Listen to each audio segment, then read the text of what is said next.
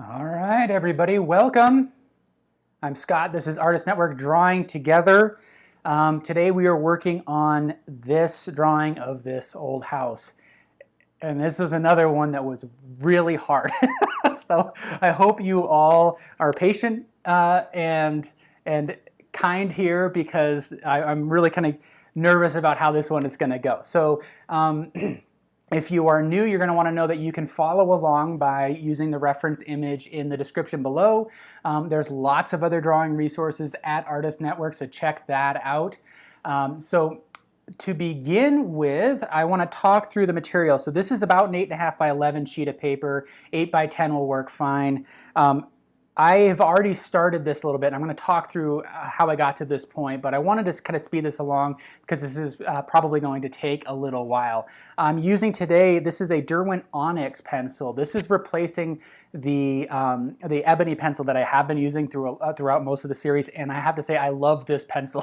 It's nice and soft. If you have an equivalent graphite pencil, it'd be a 6B perhaps, and maybe an 8B, something really as kind of a soft graphite, or if you happen to have a Derwent Onyx, I think, like I said, that will work out really well. I've got my trusty blending stump.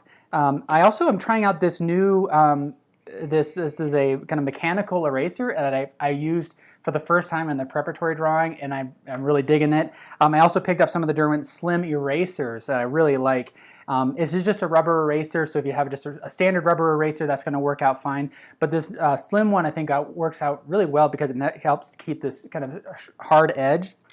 And then this is just a sliver of an old rubber eraser that I kept as well. So I just used a razor blade to cut this one down, and it gives me some nice sharp edges when I need it, because this is really ultimately going to be about a lot of detail, and I want to kind of get into that. So before we get started, let's see, I just want to kind of go through, see if there's any questions.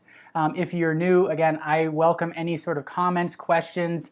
If you see anything that's off, just let me know. I'm here to kind of answer what I can, but we also have a nice large community of other artists here that can answer your questions if I can't. So everybody chiming in. It's awesome to see so many familiar names here. I am wearing a sweater. It's a little bit chilly here in Colorado today. I'm downstairs where it's a little bit chillier, but it's going to get nice and warm today. So welcome. All right, Jerry's, I see you're back here. I see a lot of familiar faces. Said yes, JC. So you're wearing flip-flops today, so very different. But here in Colorado, things fluctuate. It was like 4 below last week. It was insanely cold, and now we're back up in 70s. So this farmhouse that we're using in the reference image that we have, this is just down the street here. These are structures that we see quite a bit here in northern Colorado, these old abandoned farmhouses that I love. This was taken, actually the fires were kind of a little bit kind of toned down, but this was taken recently, but it created some really nice atmosphere. So I want to talk through what I did here to get this started. So using the side of the pencil, I was able to tone the whole paper. And I wanted to do that to get rid of that white.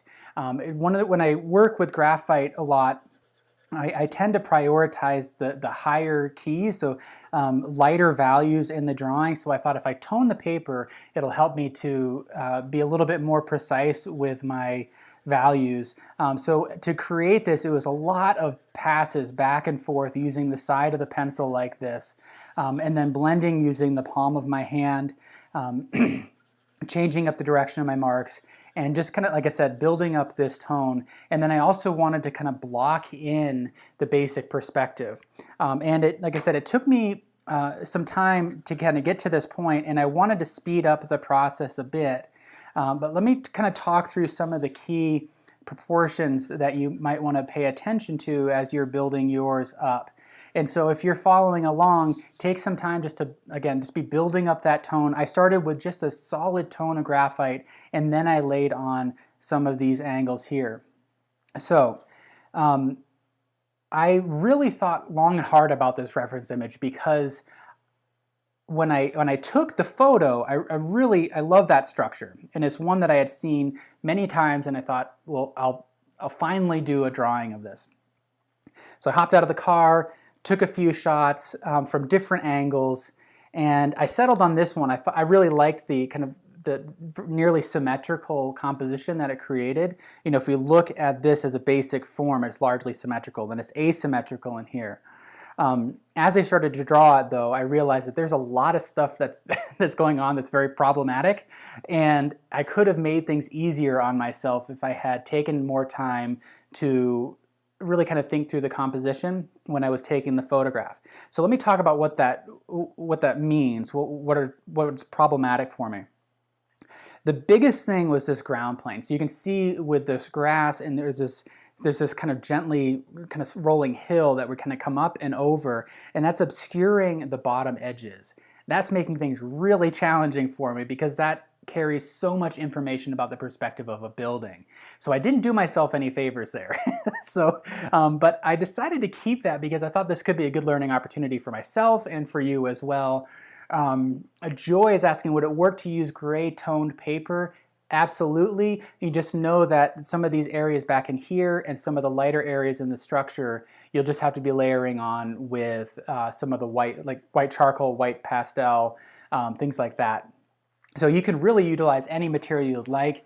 I'm choosing this graphite partly because I just really wanted to experiment with it, and also because it's harder than a charcoal, it gives me a little bit more control over the details. I can get in there a little bit more easily.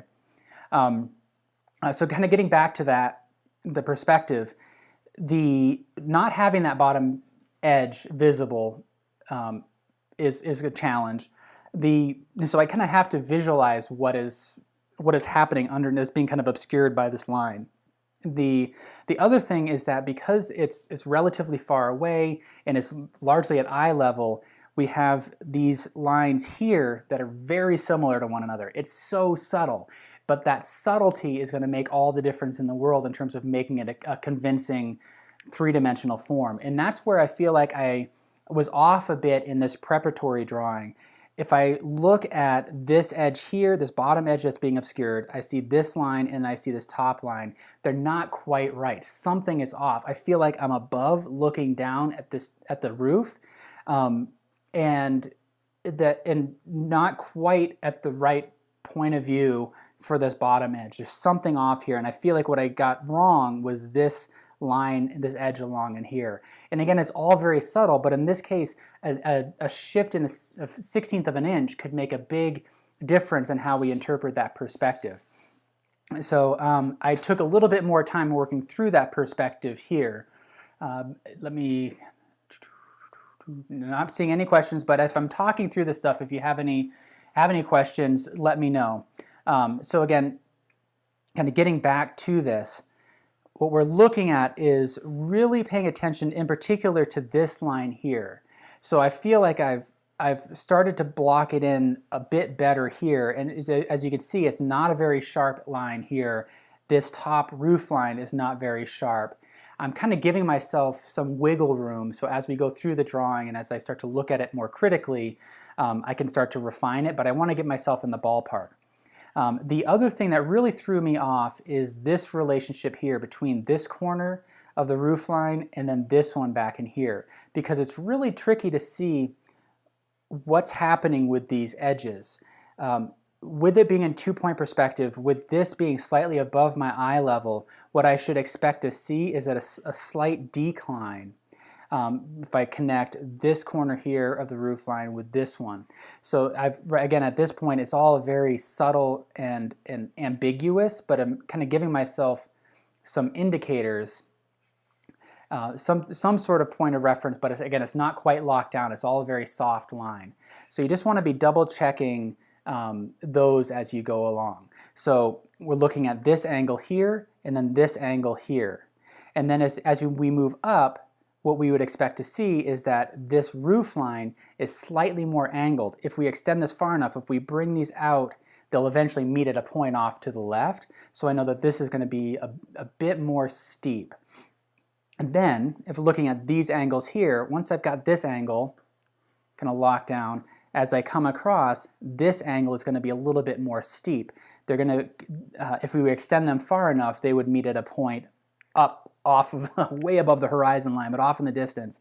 And then we also have this angle here. So what I did is essentially was using angle sighting, and then using my understanding of perspective to double check that. So this is where perspective gets really tricky for people, is because our brain solves so many of the problems for us. And what I mean by that is, if I look at this roof, for example, the literal truth of that roof is that this line here is parallel with this line. I want to know that that's actually a rectangle. It's at an angle, but it's a rectangle. So my brain is saying, that's a rectangle. So my instinct is to draw these as parallel and draw them in isometric perspective. The optical truth of that is different, however. Optically, this angle of the roof, this side of the roof, is farther away. And being drawn in linear perspective, these angles are actually different. So on the paper, they're different, but it's tricking the viewer's mind into seeing them as parallel, as drawn in perspective. So that's kind of the heart of the challenge when working in perspective, is that in order for us to convey the literal truth of the structure, we have to draw them as different lines. This is an illusion that's happening here. So, and again, the challenge with this one, it's all very subtle. If I was closer to this, then those angles become more extreme, and it gives me a little bit more to kind of sink my teeth into, and I can be a little bit more accurate and kind of more dynamic with that perspective. But because I'm farther back, the differences between these lines become quite a bit more subtle, but I have to get them right. If I don't, then something is going to feel off, and the viewer's mind is going to perceive that. So hopefully that makes sense. As we kind of go through the drawing, I can try to kind of explain that a little bit more. The other thing that was really challenging too is getting the width of these windows correct, the width and the height. So I spent a lot of time making sure that these bottom edges feel like they're in alignment with one another. And then if I were to carry that up into this section here, there's a slight shift in angles. This is slightly angling up towards this corner, slightly angling down from this corner. And the bottom edges should largely be in line with one another, and the same with those top edges. Now, with the perspective of these windows, we know them to be a rectangle of a certain dimension.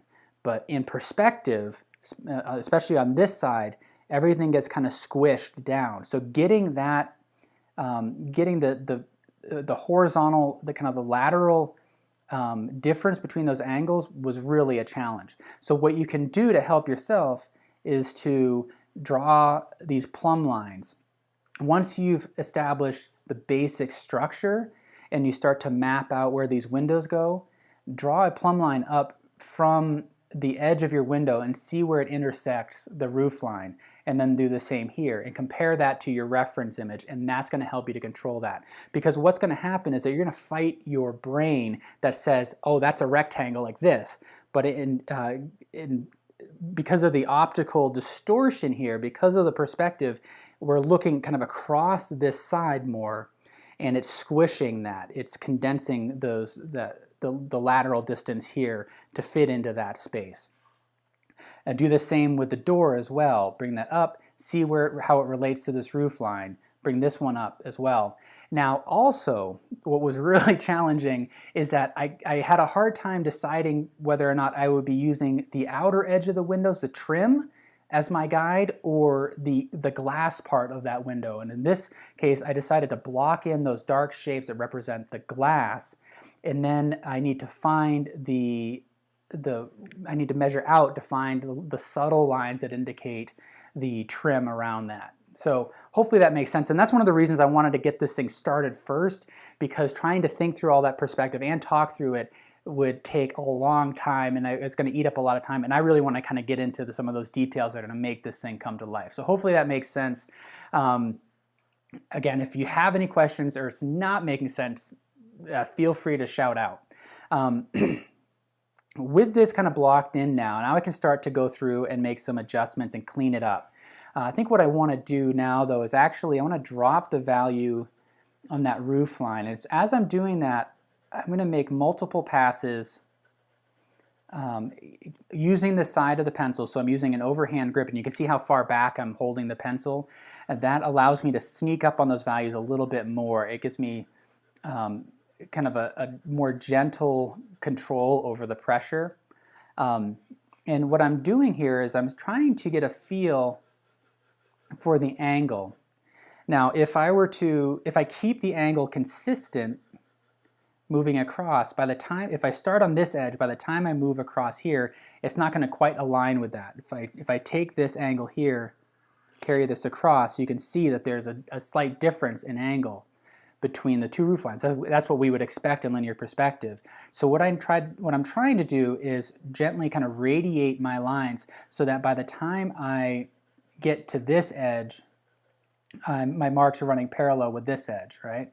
And so there's just a kind of a subtle shift in those edges as I move across. And that's why I'm taking multiple passes at this. I'm not trying to hit that value right out of the gate. I'm kind of sneaking up on it. And you can see what was happening here. This is another thing that was really tricky, is that my instinct is to use the curve of the wrist to make, especially these vertical edges, and that's going to throw things off. So instead I want to lock the wrist and draw from the shoulder and try to drop vertical lines here on this plane. And I'm just building up major blocks in value, and I will then eventually, I'll go back in and I'll use my eraser to pull out some of those highlights. But I really want to get that value darker at this stage here. One bubble tea, and thank you for those comments and welcome. I'm glad you found us here.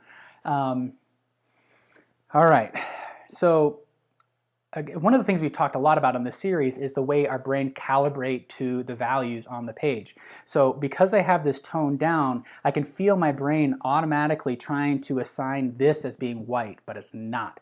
So I'm going to lighten it up a little bit more.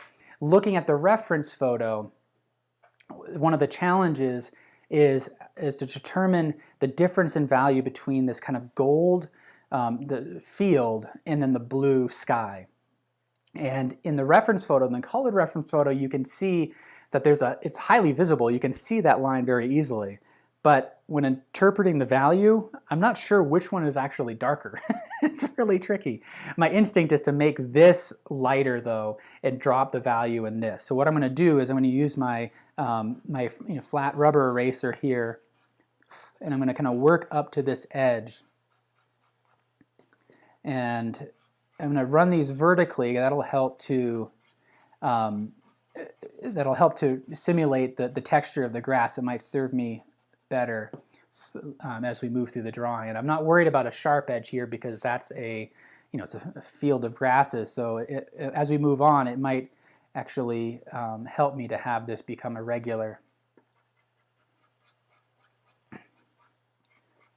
And I'm not worried about this getting to the pure white. That's always kind of been a tricky spot for me drawing in the past, is trying to preserve the white of the paper, and then it keys everything up. It makes everything feel lighter than it should be.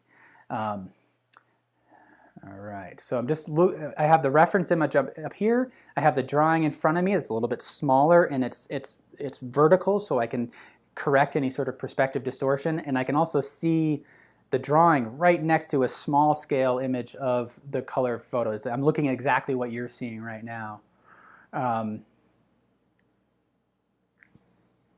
if you are following along, it may take you a little bit of time to build up to this point, but you can always watch this again later. So if you are new, you just want to know that you can watch this later. So now I want to do some negative drawing in the background, and I'm going to kind of clean up some of these edges. As I'm using this eraser, I'm going to be really kind of gentle. I want to kind of feather things out a little bit. You can see that these, when I apply a heavy amount of pressure, it creates pretty distinct marks. And I really like this Onyx pencil. I'm really happy to discovered it. And I can't remember who it was I was watching last week that asked about it. I said I was really excited to use it, and so it inspired me to just jump on that and get it. But it's a wonderful tool. It's soft, so it lifts off pretty nicely off the paper, but it has the ability to get nice rich values. But if I come back up here into the building here, I'm actually kind of dragging the eraser, and I'm holding it at an angle, and I'm trying to apply just a little bit more pressure on the inside against that sharper edge, and I want to kind of feather out those marks a bit.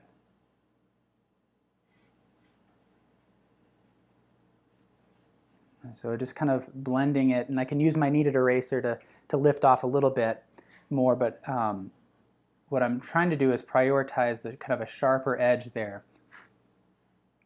One of the things that this drawing really helped me with is also kind of managing detail, because there's so much detail in here. And I want to kind of talk through that, because it's going to be really easy to have this drawing become kind of overwhelmed by so much stuff. And I kind of feel like that's what's happened here. Everything is brought to the same level of sharpness, and I guess it conveys a certain amount of character. You can see I left this part here really soft and just very gestural, and I feel like there's too much contrast there. So the opportunity I have with this new one is I can either make this sharper and more detailed, or I can actually let some of this become a little bit unfinished to help kind of unify the drawing. All right, so I'm going to kind of clean this up a bit as well. So I'm really not applying much pressure at all on this. Just using the weight of the eraser, and I can kind of smooth it out, but I want to use the eraser to help sharpen up some of these edges.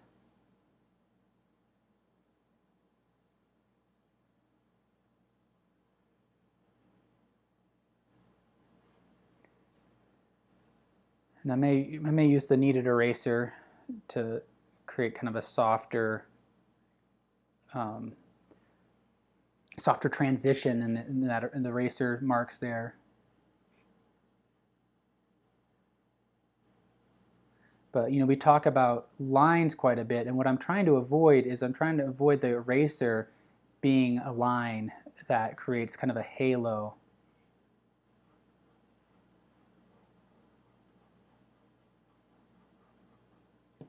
So just like I was drawing with the Onyx pencil here, is that changing up the direction of my marks, building it up in layers, and being very subtle with it. And there you can see I really kind of laid down that mark there. That's a bit too strong, so I can try to feather it out a little bit.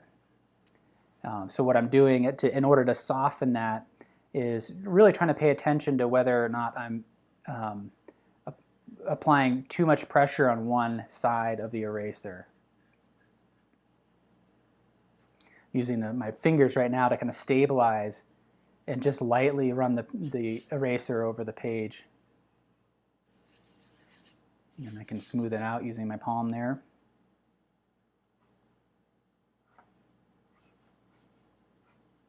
And then you can see we got the foothills in here in Colorado off in the distance, so I may try to indicate those as well.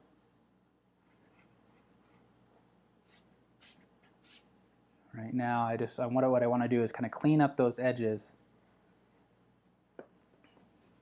And I'll do that probably more than once, clean up that edge. Soften it down. I love to do this, just kind of wipe over the whole drawing. I feel like it helps to unify everything. And then I can come back in and adjust it even farther.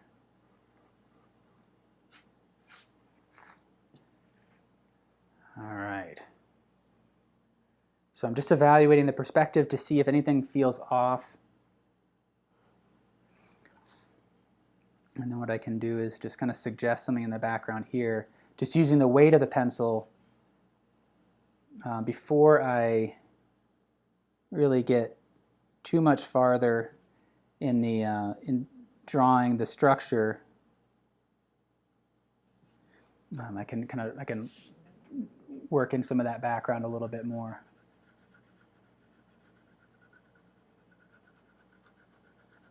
And this will help to smooth out some of the kind of the blotchiness caused from the eraser. Mad moments go. Love the pun. It is building up nicely. And so in this case, as I work on this background mountain here, I'm not worried about preserving the edge of the building. I'm going to go right over it since this is lighter than this. So as I kind of wash over, it's not really impacting anything in the structure.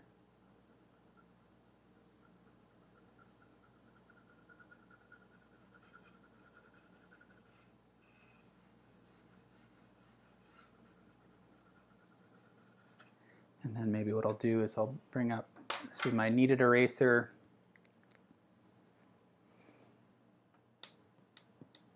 But I think, you know, atmosphere is something that I think a lot about, and I want to try to preserve that in this. And I feel like in the preparatory drawing, I didn't really preserve any atmosphere. It's just too sharp, too crisp, and I want to create some of that atmosphere.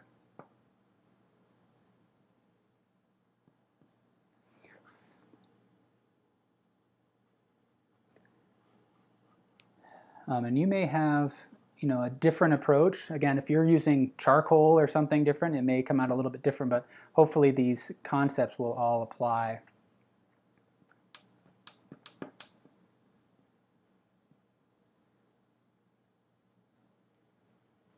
All right.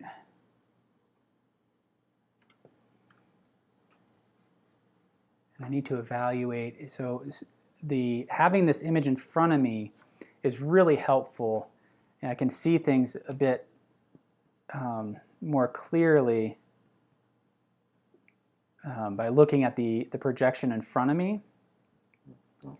And so take some time if you're following along to really kind of set this up and look at it from a distance and evaluate it, because what's really easy to have happen, especially when working in perspective, is to kind of lock in on the initial drawing and it be off,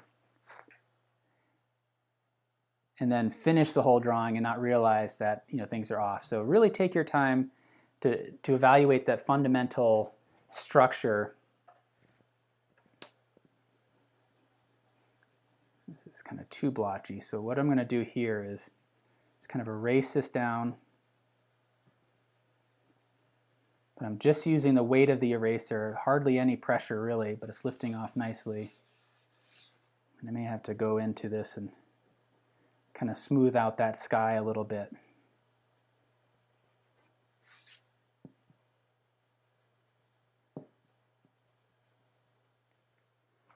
All right, but I kind of like that it even though it's light, there's some presence to the sky as opposed to leaving the white of the paper.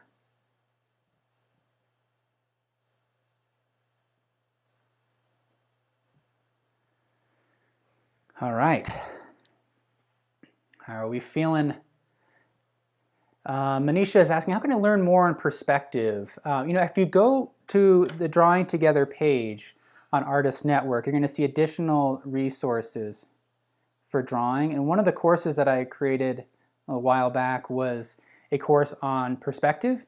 And in particular, the objective with that course was to help develop an intuitive understanding of perspective. So you can go out on the field and sketch. You need, you know, straight edges and a big drafting table, things like that to get the perspective right. But you can kind of react to things and get an understanding of how things should generally look, and then use, you know, an understanding of perspective to kind of rein yourself in if you get lost. So check that out. We also have some additional courses and videos on perspective that would be helpful. Patrick Connors has one on Artist Network. So check out Artist Network TV. See what we have there. All right. One Bubble TM, what are the things to keep in mind when you're trying to create atmosphere? Edges are really important when creating atmosphere. And the concept of edge variation in particular is really helpful for that. So if you have everything sharp and crisp, it reduces the amount of atmosphere in the drawing. If you can be selective with where you apply those sharp edges, it can then really go a long way in terms of creating that suggestion of perspective. All right, so what I'm doing here is I'm essentially kind of working from left to right here, and I'm going to kind of work this in as zones. That's now that I feel like I've generally blocked in the building, I can start to work across the drawing, and I can start to add details. So, before I get bogged down in specific details and drawing every slat in the roof, I love this roof because you could see the layers. You could see these these support, the rafters, I guess, there. And then you have these lateral slats, and then the shingles would have gone on top of that, and those are all gone, which is pretty awesome. So before I get bogged down by all those details, when I'm looking at the reference image, I'm letting my eyes just lose focus, squinting at them and really trying to make sure I get that value relationship right. But when I'm working my marks, I'm trying to think about the contour of the structure. So we have the boards that run this way, and we have them that run this way. And so those are really the only two directional marks that I'm going to be using. I'm not going to run them this way because that'll work against me. So that's kind of what I'm thinking here.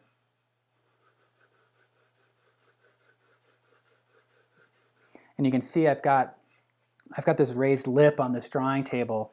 That's in this paper is parallel with that. So I can use that as a support. As I rest my wrist on there, although I have to be careful of splinters. Just be careful of that. So, and let's see. I'm going to build up these, again, just kind of build up these values. And then I'm going to use my eraser to also create some variation there.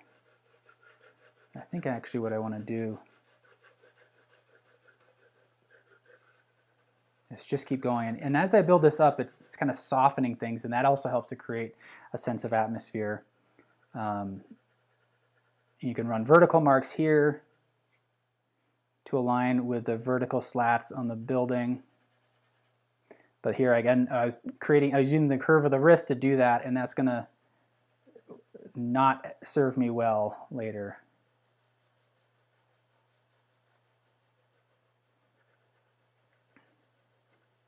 So, but that's a very strong instinct. I just want to go like this, but that's going to create these curves. So I want to try my best to keep my wrist locked.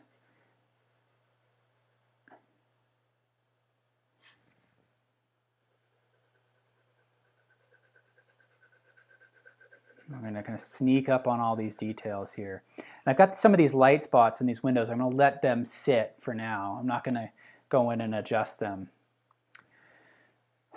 All right, let's see.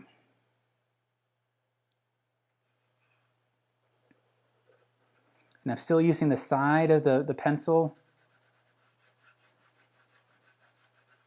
I'm going to apply a little bit more pressure here. Sneaking up on these values, but I think I need to be a bit more aggressive or we're going to take forever just kind of building up these layers.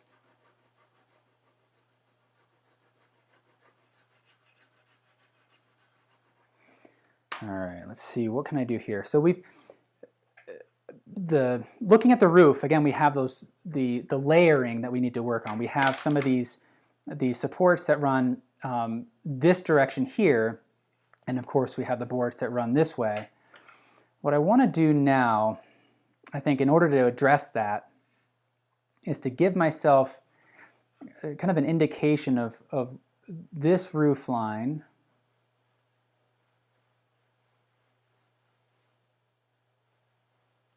I'm going to clean that up a little bit. And then mark where these, and the eaves here, the supports would be. And I don't know quite how precise I need to be, but as I'm making them, I'm looking at the general spacing between them, but I'm also trying to pay attention to where other landmarks here. So I have this window roughly mapped out, so I can look at this shape and compare the placement of these boards here relative to that. So I'm looking at the spacing, but I'm not just moving across. Every time as I move across, I'm also checking in with other landmarks in the drawing. And so, for example, I've got this other landmark here, and there's this one little board that's sticking out here.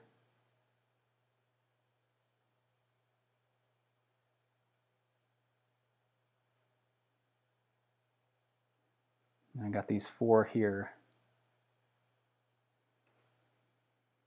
And you can ask yourself if this is something that is really critical for you to get these correct, or if you would like them to be a little less precise. I kind of map those out a little bit here. I don't know if we're okay. If I'm having any buffering issues, let me know. I'm seeing a little light that's flashing here. So all right, so then what I'm going to do, actually, let me try this little guy, this new mechanical eraser, because it's got this fine point here. If you don't have one, this might be a good opportunity to use just a kind of a shaving of an eraser. And what I'm going to do is just kind of pick out some of these lights here. And you can see I'm not being very precise. I'm going to come back in and clean those up a little bit later.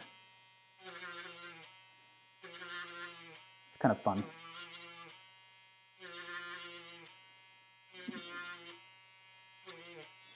And right now they're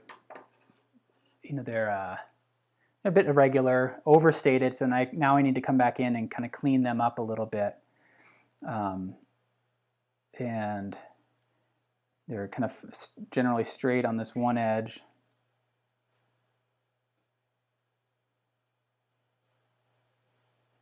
I switch to this tripod grip. It gives me a little bit more control. But I want to kind of lock this eave down here a little bit.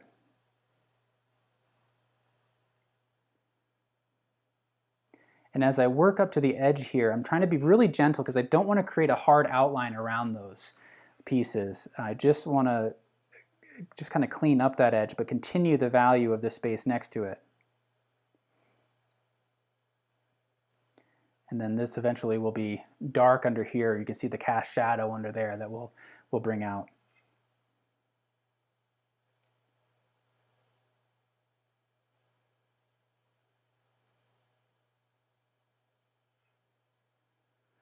And one of the nice things about this being an old farmhouse like this is that they're not straight, clean lines. So you can be off by a little bit and be all right. So mosquitoes sound bad. Nice. Yeah, that's a fun sound, huh? All right. So now what I'm going to do is I want to kind of lightly indicate kind of the lines that run up this direction here. So one of the things I'm doing now is I'm evaluating, all right, where's the starting point? I have this as the starting point, and then I want to kind of visualize the slope of the roof line. So it should align with the perspective. And if I get it wrong, you can see I can kind of clean it up just using the weight of the pencil to do that. But what happened is I could feel like it's curving up too much.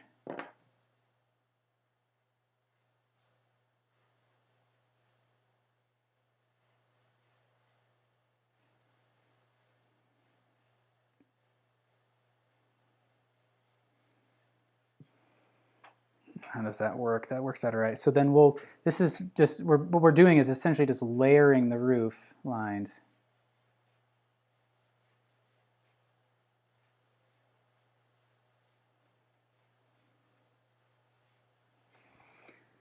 And if that feels all right, then I think we're in decent shape. You can kind of straighten it out if you need to. If you step back and say it looks like some of the lines are off.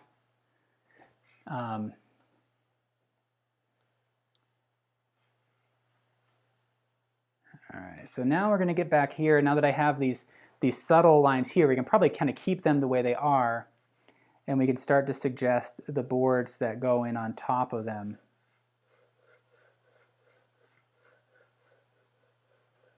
So in this case, I want to lock my wrist and draw from the shoulder to help create straighter lines. And one thing to kind of keep in mind is even though it's very subtle, there's a difference in this angle here versus that top angle there. You can see that this top edge is a little bit more slanted. So I don't want to keep these marks parallel and go all the way up, because as we get to the top, it's gonna be off. So again, we need to kind of radiate those lines just slightly. Each one starts to transition us up to this angle here at the top.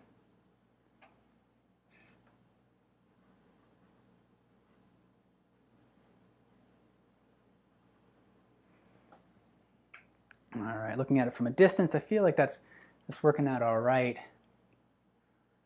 What do I need to do here? All right, so now what I want to do is I'm going to bring out my blending stump here and just start to kind of repeat that process a little bit.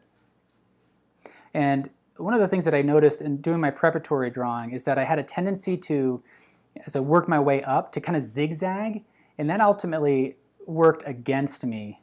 So instead, what works better is to move in one direction consistently. So I'm pulling across this way. So I'm lifting, placing down, moving across, lifting and moving across, rather than zigzag, because then as I come back across, I'm kind of creating this, again, a zigzag that makes these marks running this direction kind of out of alignment. And in this case, because the perspective is so subtle, that can make a big difference in how we interpret the perspective of the building. It can make everything feel off.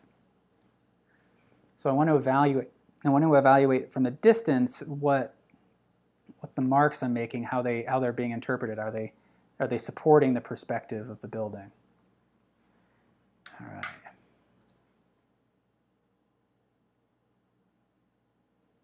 And this board here on the edge is light, so I'm just kind of dragging across, trying to find this edge here.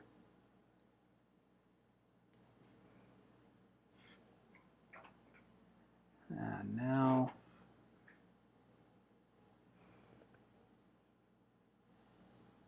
just going to drag my eraser across here. This is actually blending more than anything, and it's starting to create these horizontal striations. So these are just some of the I'm seeing some buffering on my end. I'm going to change some settings here in my streaming software. All right, to reduce the buffering. It might mean that it's a little less sharp than normal, but it should hopefully help with that streaming. All right. So I'm pretty confident in the overall value.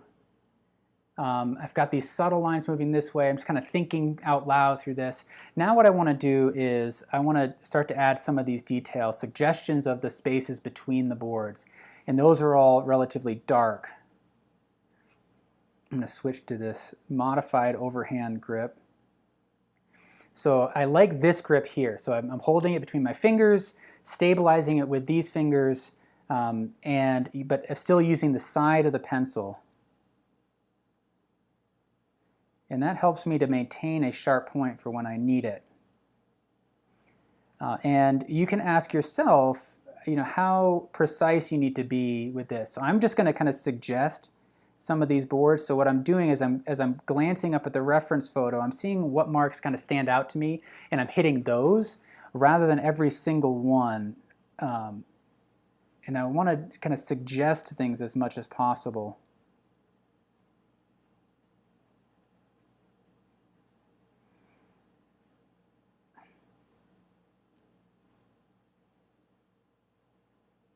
And so as I look at these dark spots, these gaps and these slats that run this way, you see that there's a break when they meet the boards there.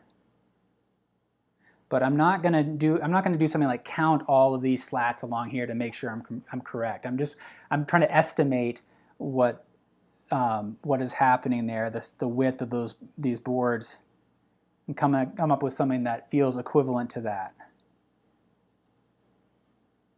But you may decide for yourself that you want something that is more precise and accurate and really measure these things out. If you do that, then what I would recommend doing is essentially marking off along this edge, marking off along this edge, the number of spaces, and then kind of filling in between.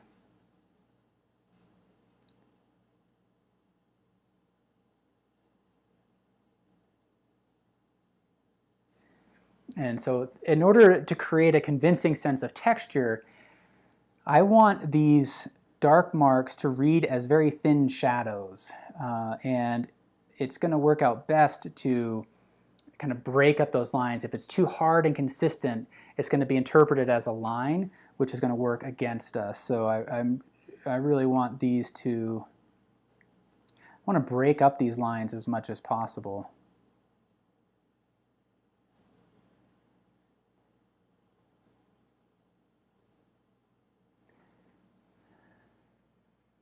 All right, so a lot of just stepping back and evaluating. I see this little shadow here being cast by that chimney. So I'm really bearing down there. Oh man, that's quite a bit to bring that into view. And while I'm up here, I might as well work on this chimney. The light is a little bit stronger on this side, so it's a little bit lighter in value here, although the chimney is darker in value than the sky. So I'm going to bring this, I'm going to make this all one solid value. And then on this front side here, I'll darken it. And as I'm thinking through that, I'm not utilizing the direction of my marks very effectively. So I want to actually run them this way to kind of reference the direction of the bricks.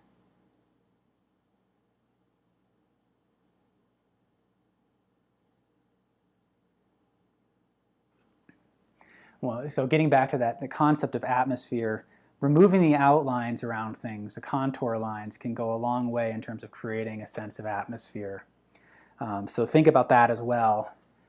So as I look along at this roof line, for example, I want there to be variation at every point along that edge. So it'll be a little bit sharper and darker in some areas, maybe a little bit darker there to help pop that corner forward and let it dissipate in other areas.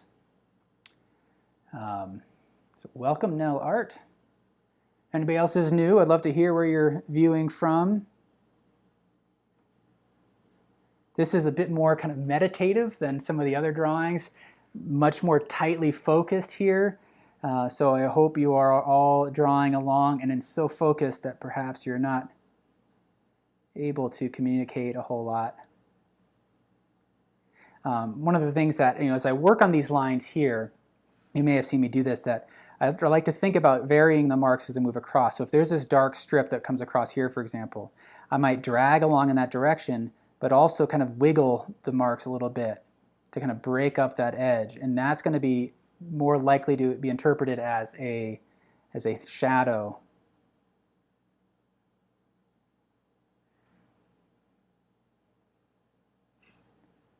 These are really kind of thin slats here, so I felt like I was getting a little bit wide with them. And you can see I'm not going all the way across, I'm breaking that up. I'm not creating a consistent line across there. And part of the reason one of the things that makes me think about is the way we actually view this reference. So if I'm looking at the roof and I'm looking at this side here, I can't really see what's happening here. The only way to really get a glimpse of the entire path is to let my eyes lose focus and not focus on it at all. When you bring your eyes into focus, though, if I'm looking at this section, this whole area falls apart. And so that tells me that I don't need to draw a consistent line all the way across. I want my marks to kind of replicate the way our eyes actually see, which is actually to break up those lines, but then in our brains kind of know that they belong together, so kind of straighten it out in our minds, if that makes sense. I like this is really dark spot above here. Again, really kind of suggesting things more than making them explicit, because I'm not going to take the time to draw each and every kind of slat on this roof. I just want it to read at a distance as being convincing. But you may have a different sensibility for that, and you may want to get in there and draw every little board. If you are struggling with perspective, there's no harm in tracing it out, transferring the drawing. What actually works even well is if you have the reference image on a computer screen, on your laptop or something, you can put your paper right up on top of it. If it's a thin enough paper, then it'll essentially work as a light board, and you can physically trace the drawing if you'd like. Or maybe you challenge yourself and you try to work out the perspective, and then you test it by holding it on top of the monitor. Or if you've printed out the reference, you can put it up against a window.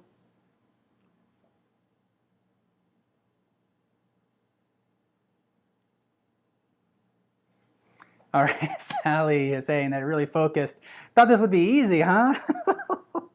Yeah, I hear you. And this whole series has been thoroughly humbling, and that's really kind of the point of it, right? Is that, as artists, I think it's really important that we intentionally challenge ourselves in ways that to help us develop very particular skills. So sometimes we have to do things that are not comfortable in order to move us forward in a particular direction.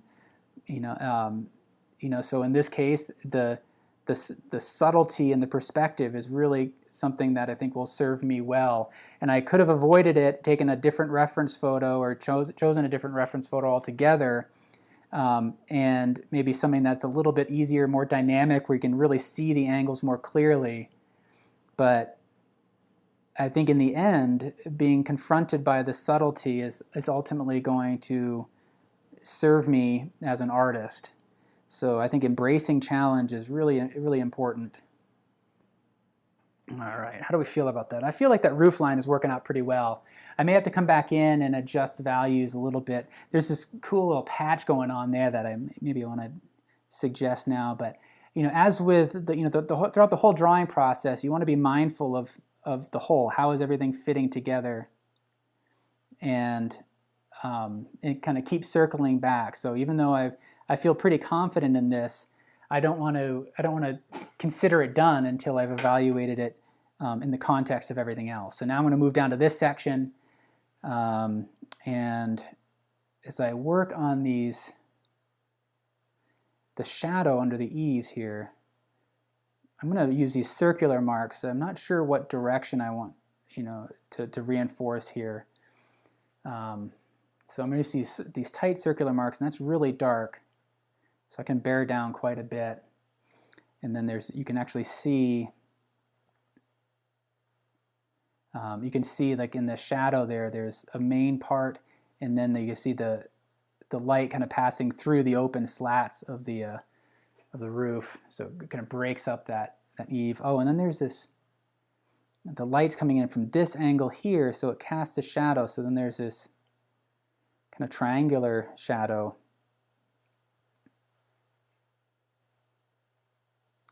So that that kind of creates this zigzag pattern here.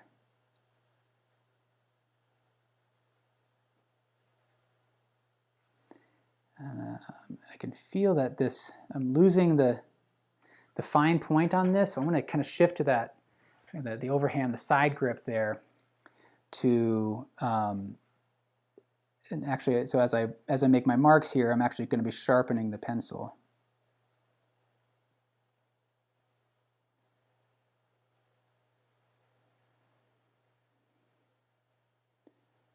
And this is a bit more kind of meditative, isn't it? So, whew. I hope everybody's doing all right today. Everybody following along. Feels like a good day just to kind of immerse myself in drawing. Really, every day is like that, but that's what the show is all about.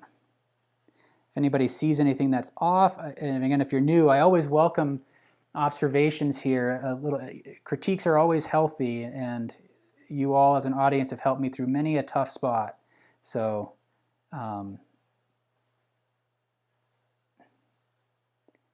don't hold back if you see something that looks off and I need to correct.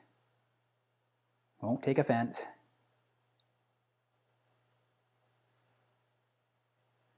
And so I can see as I'm moving across, there's some variation in the spacing between those slats. As I look at it from a distance, it's not really distracting me at all, so I'm going to let it be.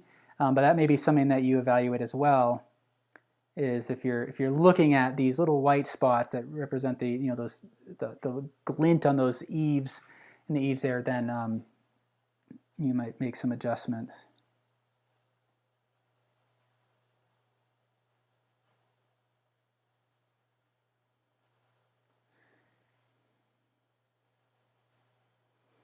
And then right here, go right to the edge. You can see this board overlaps, right? But there's I want to be mindful of that edge. It's pretty subtle in the reference photo, so I don't want to overstate it. Okay. How's everybody doing? And then this board here is interesting. I'm going to bring that right up to that edge.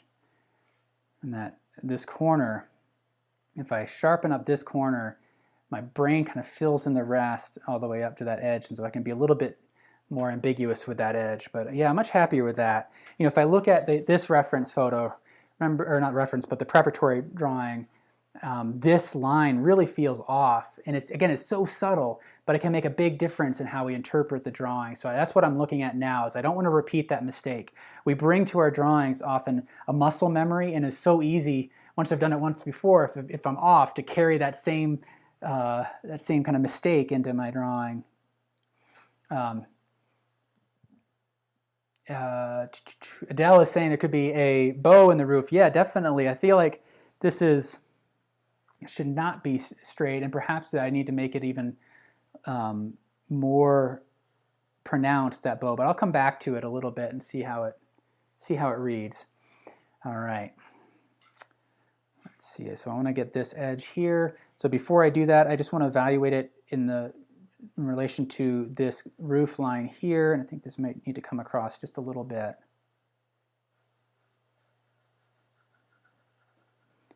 So I'm going to do my best to complete this drawing in all the sharp detail without ever having to go back and sharpen this pencil. So in order to make that happen, I need to be utilizing the side of that pencil. So we've got this board here that's leaning up against the house, and I'm going to drop that in. I love the way that it helps to clarify that edge, and let it just be soft at the bottom where the grasses are covering over it. So, all right. Whew.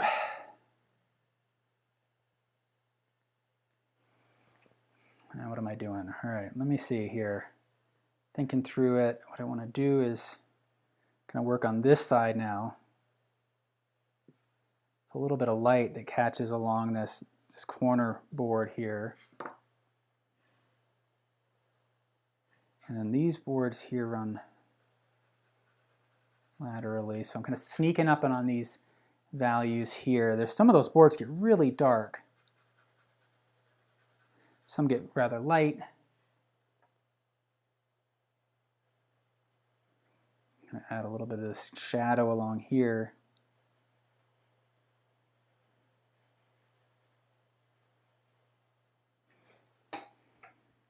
Looking at it from a distance, see how that works. And now what I'll do is I'll try to refine these windows. I have them kind of roughly mapped in with these dark spots. Now I can really kind of sharpen them up. So as I'm doing this, I'm trying to be mindful again of what I was saying earlier about the curve in the wrist. I find myself naturally wanting to go to that because I'm really tightening up my marks. So just be mindful as you're making those that, evaluate those marks at a distance so that you don't bring that curve into the drawing.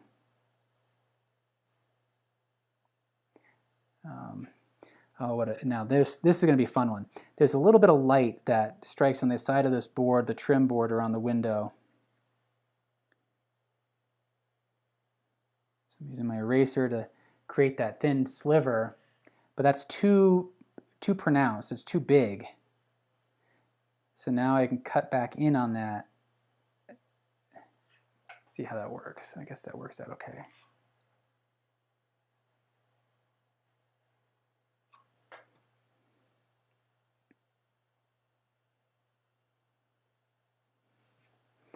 So I may have to kind of massage this thing a little bit.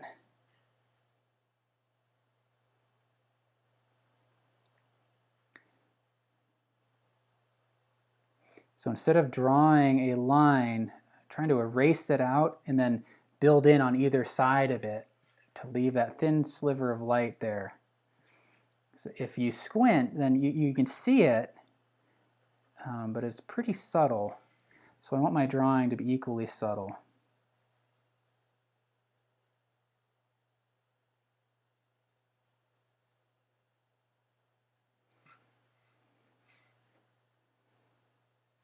And then of course we have the light that strikes in on this side. With light coming in this way, you get light catching along this edge of that board and then this inner edge here. I'm overstating it, and then I'm going to sharpen it up.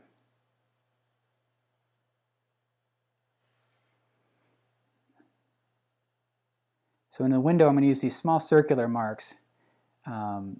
They're less directional that way, because I don't want the eye to interpret those as vertical slats that go along with the board. So again, this exercise really ultimately comes down to exploring kind of these details and the subtlety that comes along with it, because there's a lot of little things that we can do that can have a big impact on how we interpret the drawing.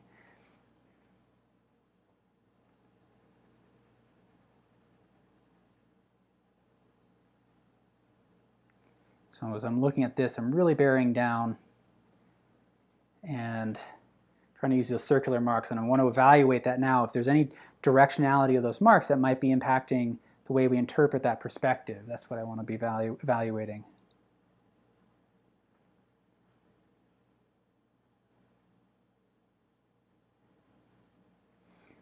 Let's see here.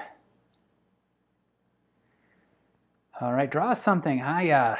It's good to see you again. All right, now I'm going to move over to this one. I want to do a quick check, and I feel like if with this chimney established, I'm feeling pretty good about the overall proportions. It gets really tricky. One of the things that really threw me off in the preparatory drawing is that as I became more focused on the details, my understanding of the scale relationship between things were adjusted. And I really I kept making these windows way too big and having to cut them down, because as you focus on something, it generally takes up a greater space in the mind. So we have a tendency to draw them larger.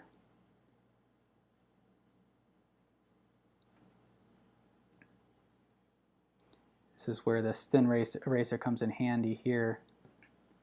Erasing out, there's that gap in the window as we're looking through one window and out. Must be a door, another window out that backside.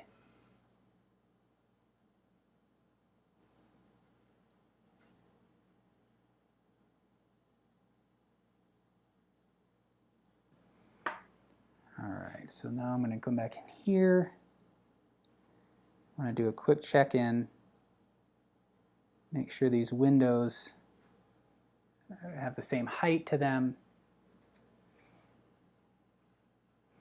There's these, you could see against this back wall in here in the reference photo, these spots of light that I'm just going to ignore for now, because I think that's ultimately going to be one of those details that could overwhelm the drawing.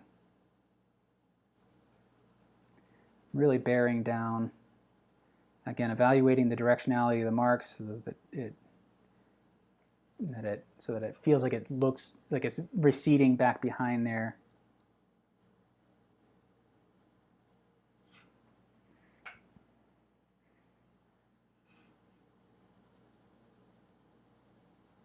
When I'm bearing down, I'm really intentionally using the side of the pencil again, because if anything, then it's going to help me to sharpen that point.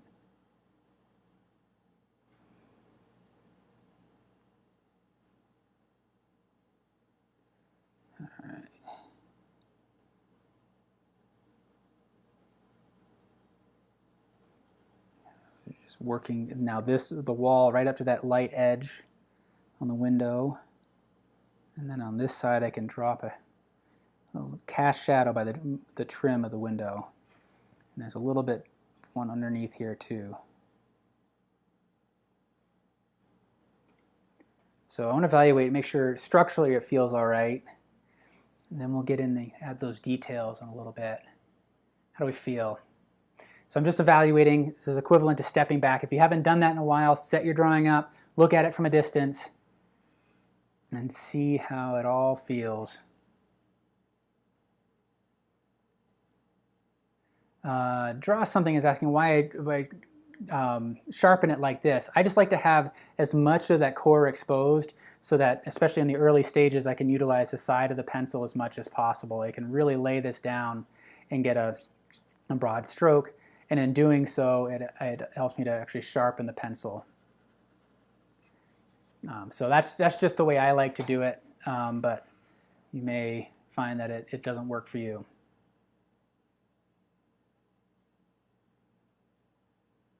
That's funny. Add an old windwheel and it'll be Courage the Cowardly Dog's house.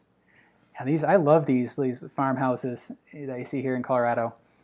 So what I'm doing now is I'm evaluating this side, and there's so much texture in this side of the building that I want to make sure that I approach it with a kind of a clear mind.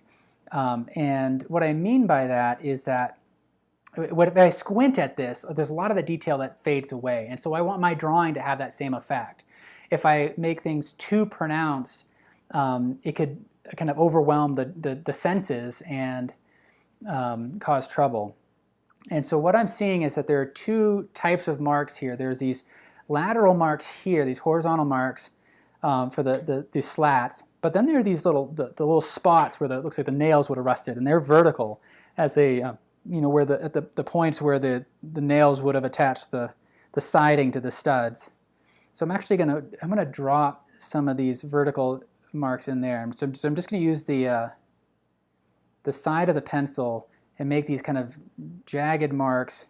I want them to be irregular. And so just like we did in the roof line, we basically limited the directionality of our marks to two things, the diagonals and the horizontals. And we're going to do that here as well, is that we have these verticals and we have the horizontals. And as I'm making these verticals, it's actually kind of an accumulation of these horizontal marks. So I'm running the pencil horizontally here, but dragging it down to create that vertical aspect of the wall there. So in this way, I'm hopefully going to be able to suggest some of those kind of rusty nail marks that, so as those nails rust, it kind of runs down the side of the boards there and stains the wood, and that's kind of a cool texture. So I'm going to drop those in first, and then we're going to go in and add the horizontal sides.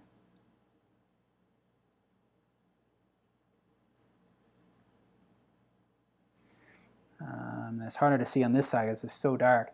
And so as I look at this, it's almost difficult to see which is darker. This is just slightly darker than this. There's a kind of a little strip of light on that corner trim.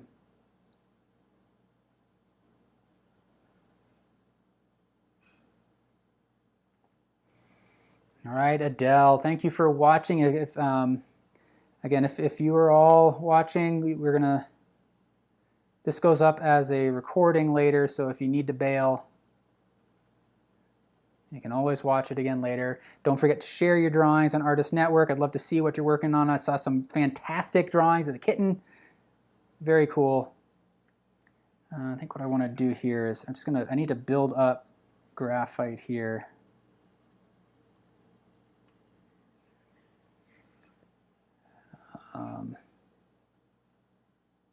So now similarly, as I move my way across, I'm thinking about these horizontal slats, but I'm going to create them by using these short vertical marks.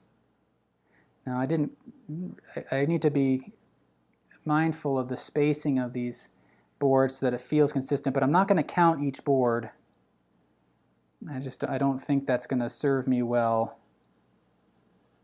But I do want to generally get the scale correct. And then there's this really dark one here.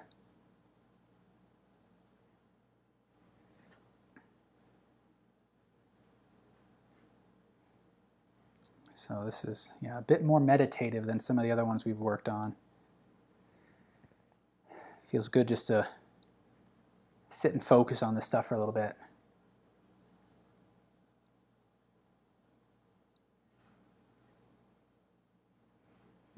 dark under here, into this window.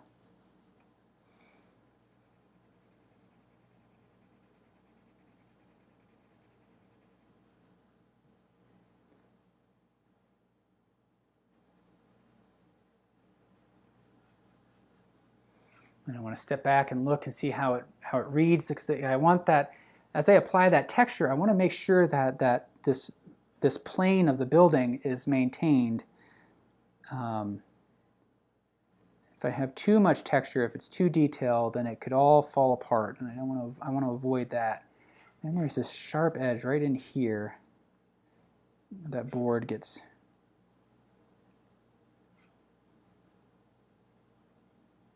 like all of a sudden gets light along in here.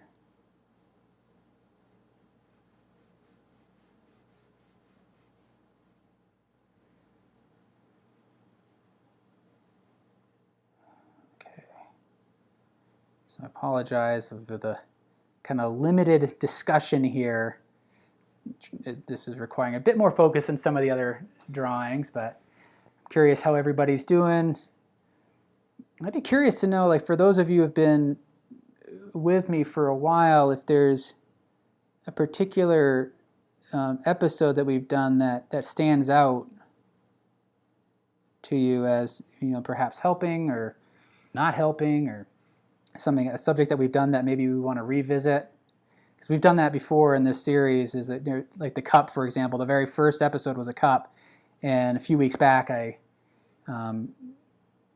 revisited that to see what kind of improvement may have happened over the time. So I'd be curious to see what you all think.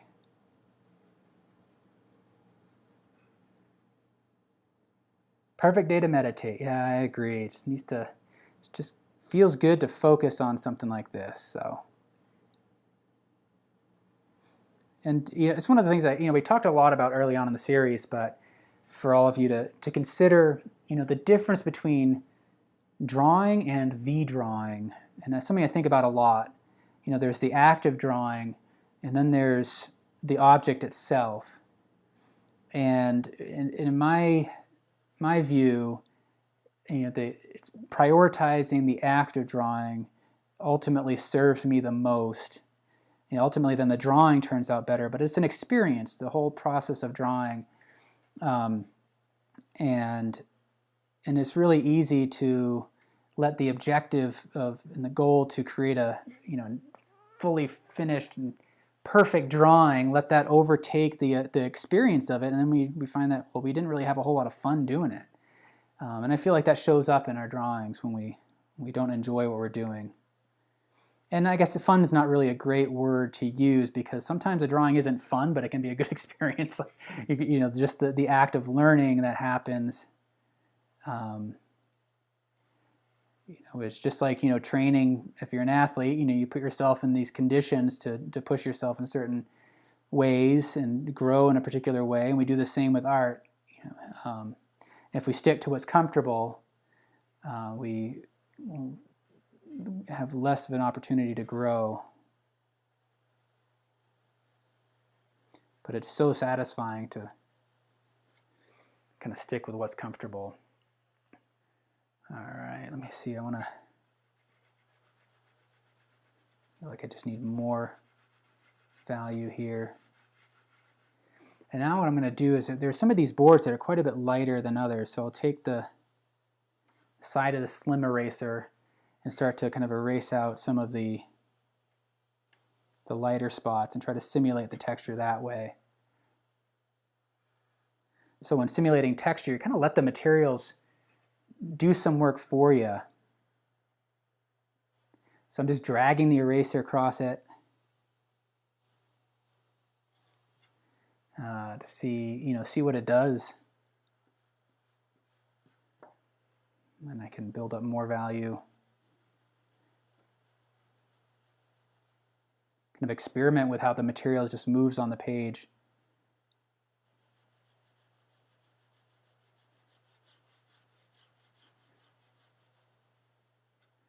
I feel like that works out pretty well. I like the texture that's forming there. So, and it's reading at a distance. some of these other areas, so I feel like I could work on a little bit more. I'm going to blend this a bit.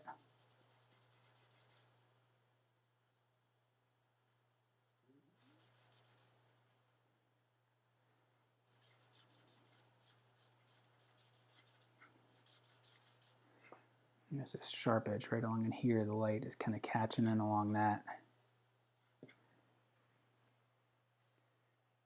All right, we're getting there, and we only have this one side left to do.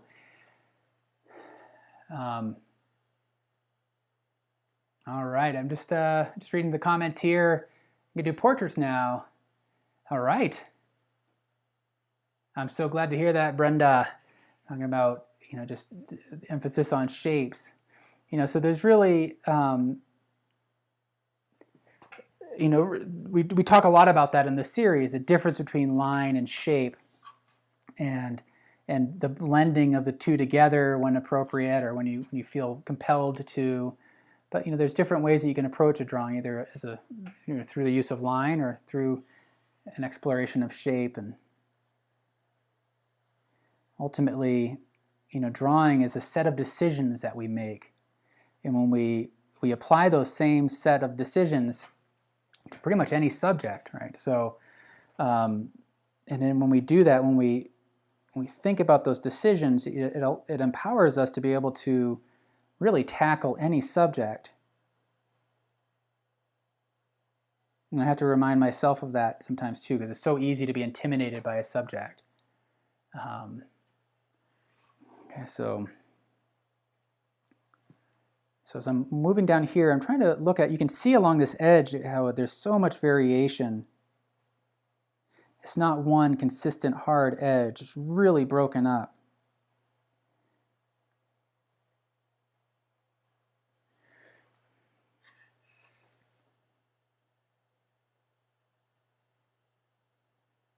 So just trying to, it's a little bit focused on this one.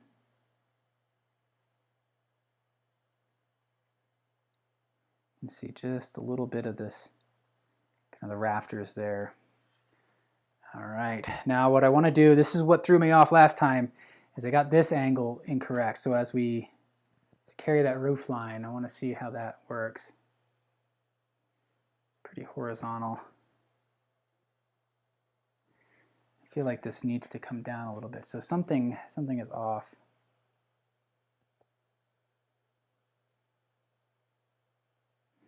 I think this actually needs to come up just a bit.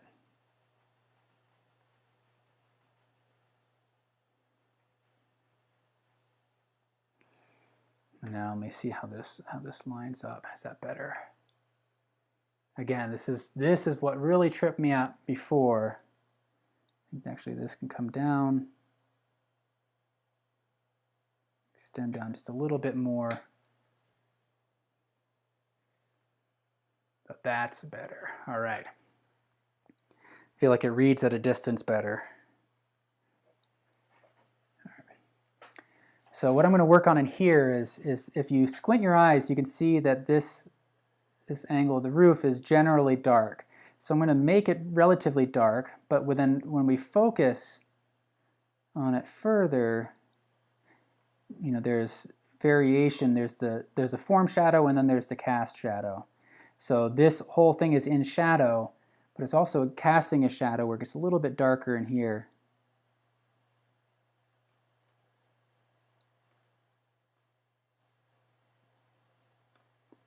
That's what I want to observe right now. So then this cast shadow on the side of the building is a little bit darker. So with these boards running this way, what I want to try to do is actually change the direction of my marks in this thin cast shadow here.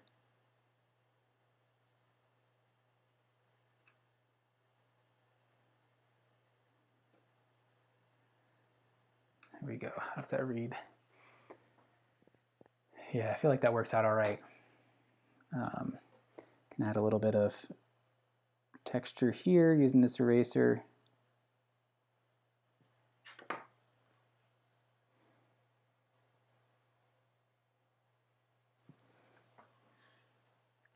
And then this edge is really interesting because what happens is that then this board here becomes light against that darker background. So I've got this line established, and I want to get rid of that line. So as I darken this wall here, I want to let it consume that line.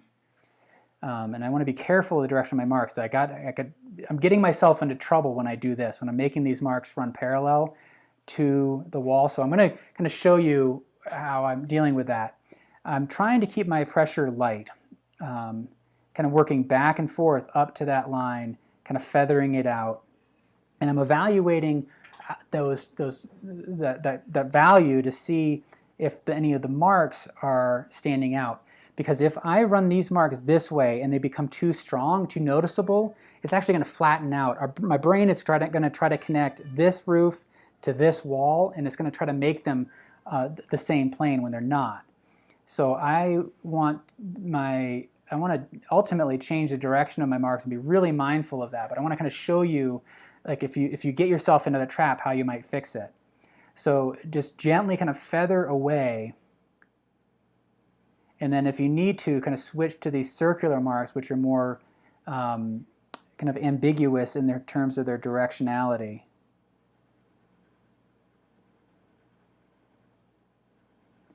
And then you kind of work your way back and forth up to that edge. And then within that, you can start to add some detail in here. So I can add some of these boards, being careful as I find this edge along here, kind of place it along that edge and pull away, so I can kind of reduce my dependency on the lines there. Greg, good to see you again. Love the texture you're creating. I'm working on a small drawing with lots of detail, and it's amazing the texture you can suggest from using more of the side of the pencil. Exactly, especially like some of these fine lines, just dragging along with the side of the pencil creates a line that is more fine than you might actually be able to create using the tip. So I'm glad that's working out for you. I'd love to see how that works for you. So I'm starting to kind of observe some of these vertical kind of stains from the again from the nails. And when I'm placing them, I'm also trying to be aware of where they are relative to other landmarks. So as I block in the window here, for example, and I can see the line of nails, I want to make sure that they're lined up properly relative to the window.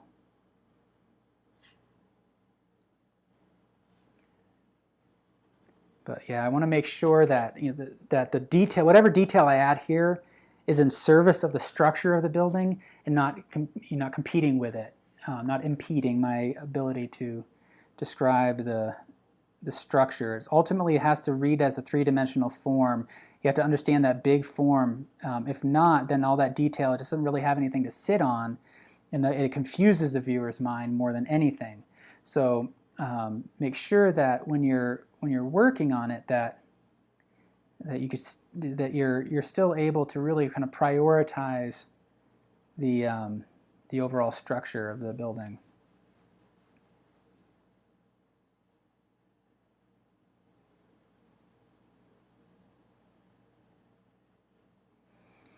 All right, this is kind of a fun spot right in here. You can see that the light boards there, they're kind of bleached by the sun. They're lighter in value than that blue sky behind it. So I'm going to erase this out.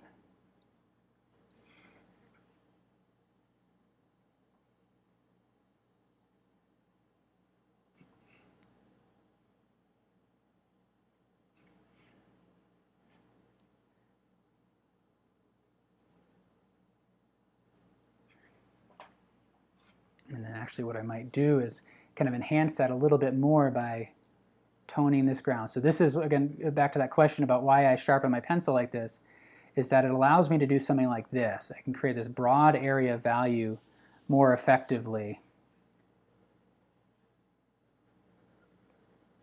Although, and there we go. I needed to find, I had a kind of a high spot on that side, and so it's creating these sharp lines.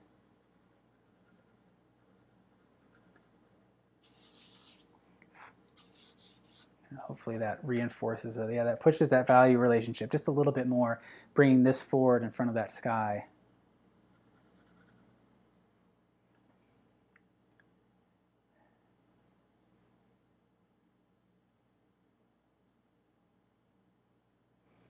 Sue is saying the right edge of the rooftop needs to be filled in more so it extends out as much as the wall. I'm not quite sure. Not sure which part that is. Let me think about that. This doesn't have much dimension to it. It's too thin. So this needs to have a little bit more structure to it. Here, I'm going to bring out this mechanical eraser.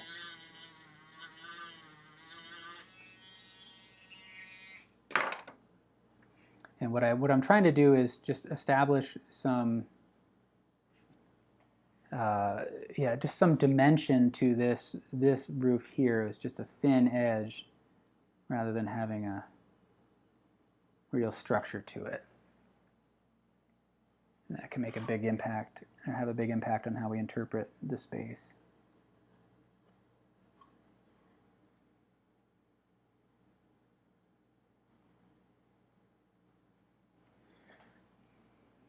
They're right there. Bring that board right in here out a little bit more. How's that read? I feel like that works out a little bit better. The light part is too wide. This part right here, huh? It could be. So at this point, though, now I need to. I need to kind of move this drawing along. So I'm just going to keep working on it. So what I want to do now is I think I need to give myself some more landmarks with the windows here. So I'm going to, I said I'm going to work on the windows, and you can ask yourself, well, am I working on the wall? Why I'm working on the wall is that I need to sharpen my pencil a little bit. So that's ultimately what I'm doing.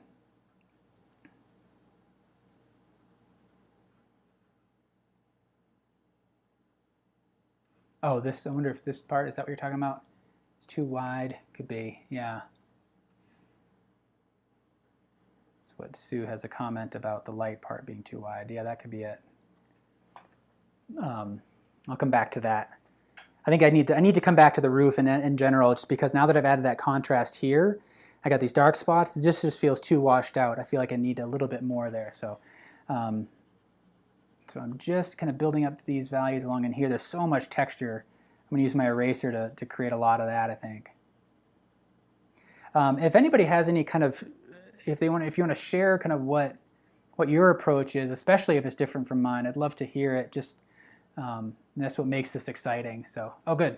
Glad we figured that out. Sue confirming that she's talking about this light part in here. All right, I'm kind of determined not to sharpen this pencil, so let me see if I can make that happen. All right. Now you can see there's looks like some flashing or something above the windows and that door where it's catching the light, and I want to get that established. This eraser just is not going to give me the detail that I need. So what I'm doing is I'm erasing out a larger area than I need, and then I'm going to cut back into it with the with the graphite. So that right now it's a mess, but I'm going to clean it up. So what I'm going to do is I'm going to kind of carry the line over from this wall. So I'm kind of following up to this corner and then back down along in here.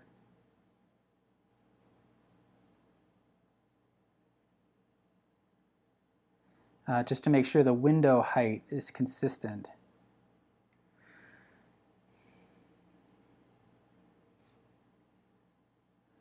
Let me see, okay, right along here. And then now I can block in the windows here. So, and then one of the things I notice is with these windows, the upper pane and the lower pane are kind of offset a little bit, so it's not a perfect rectangle.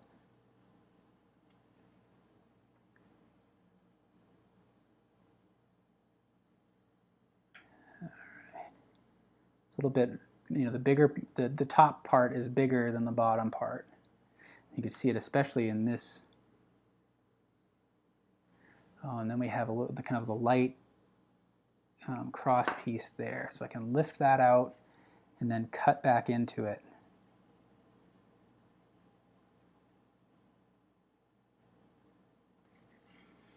There we go.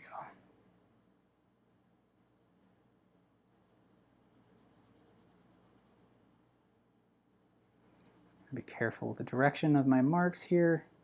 I can see in the light, it's kind of shining off of the, the graphite, so I want to just be mindful of that.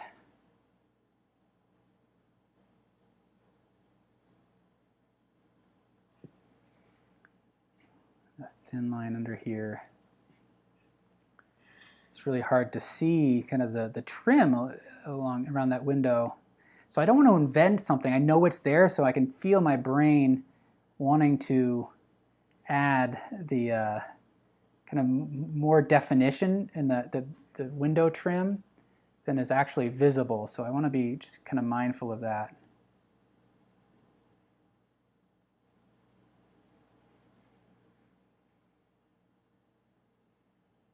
Liz, all right, I'm glad you're following along. It sounds like it's going well for you.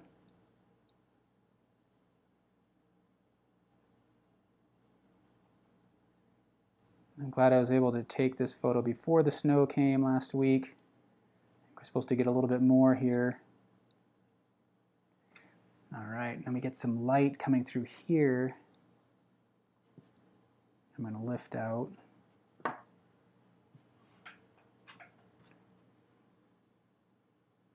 I can tell right now my brain is already a little shot. It's a lot of focus.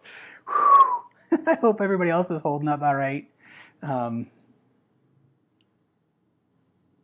Yeah, there's just so much to stay focused on, but it's kind of the experience that I wanted, right? And I wouldn't have chosen this subject if I wanted to do something that's more free and expressive. This just kind of lends itself to that kind of sharper focus. And that's good for the brain sometimes. Sometimes it's not what I want. So that's part of what the criteria I use to determine what subject to work on is I want to determine what experience I'd like to have when drawing. And so sometimes I want to have an experience like this where it's kind of more meditative and about the focus, and sometimes I don't. I just want to be more expressive. So so as you're working on these vertical edges, again, I can feel that natural curve in the wrist that I need to reject.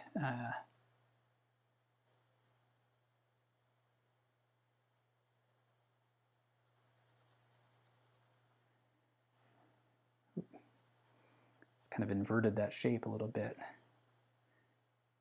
So I made this a little bit too large. That's all right. And as I work down to that grass line, I'm trying to let that edge be a little bit soft.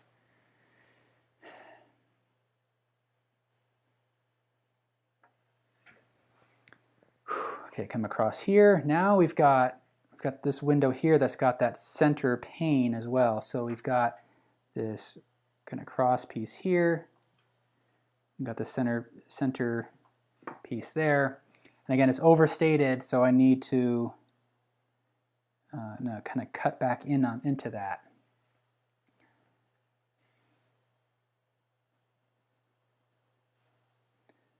It kind of helps when I'm drawing to be able to talk to you all about it, because it kind of focuses my brain on what needs to happen. It's like breaking it down into steps. So thank you for allowing me to kind of talk through all of this.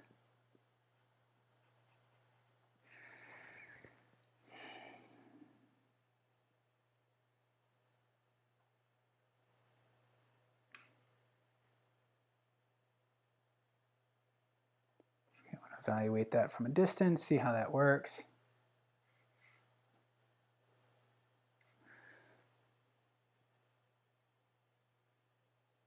Compare this center line here and make sure that they roughly line up.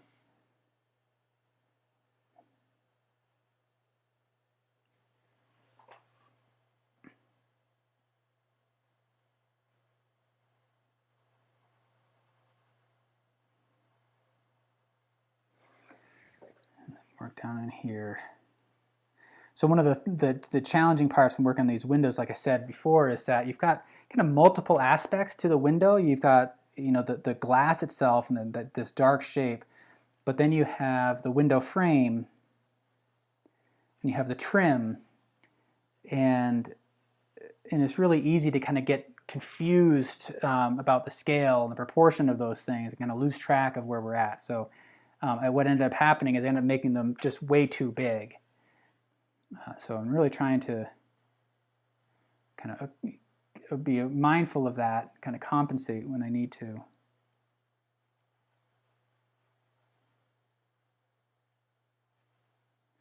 But this is where, you know, getting the windows right, getting the width right in particular is going to help with the perspective. If I make them too wide, it's going to pop this forward. Already it doesn't feel like there's much depth because, as I said earlier, I don't have a visible base to the building to help establish that perspective. If this hill wasn't in the way and these grasses weren't in the way, I'd be able to see that perspective and I'd be able to lock that corner down, and that would give me the visual cue necessary to understand the perspective. With that obscured, I have to rely on the subtle shifts in these angles and the proportion of the height to the width of each of these objects in order to convey that perspective. So again, that's why I chose to stick with this reference photo rather than take something that might actually be easier to work on. So,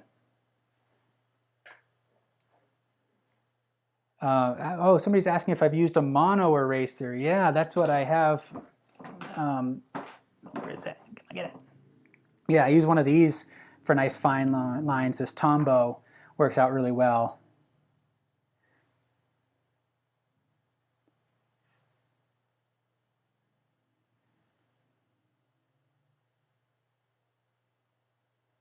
That's right. So it was kind of describing a little bit about the structure of the windows. All right, so now I'm just going to drop in some of these details here. I want to get these boards in, and in particular, there's this one board that kind of comes across here that's really dark. So I want to drop that in.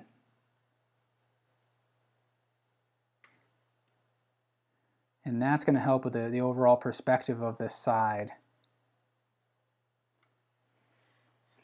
The other thing that was really kind of challenging initially is that, you know, I see these windows as large, dark shapes, and in my mind, I saw them as darker than the wall. But when you really look at and evaluate the values here, these dark spots on the wall are almost as dark as these window openings are. So.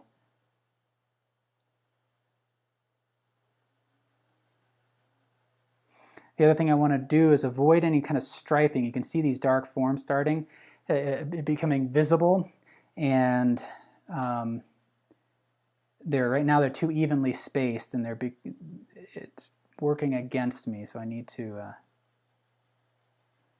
adjust that, break that up a little bit, and really observe the pattern of light and dark.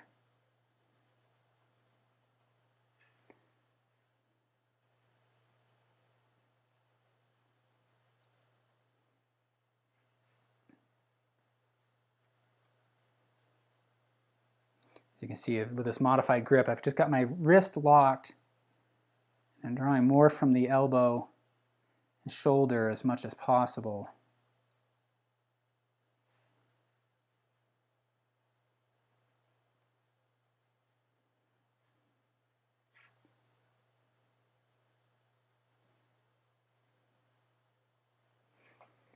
All right, that's reading all right, I suppose. Needs to be darker in here.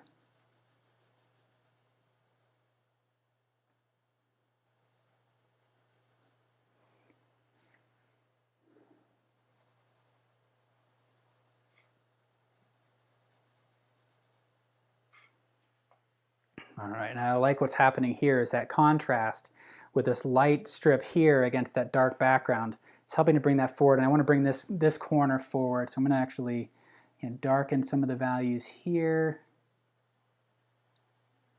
We're getting close to the end here. We're an hour and 40 minutes in. So if you're joining us, welcome. This is Drawing Together. My name's Scott Maier with Artist Network. Join us tomorrow. Gigi is back with Painting Together. That's an acrylic painting series, so she'll be working on this cool scene, kind of a solar system. That's a really fun series to be watching, and so check that out. Oh, this can go darker in here.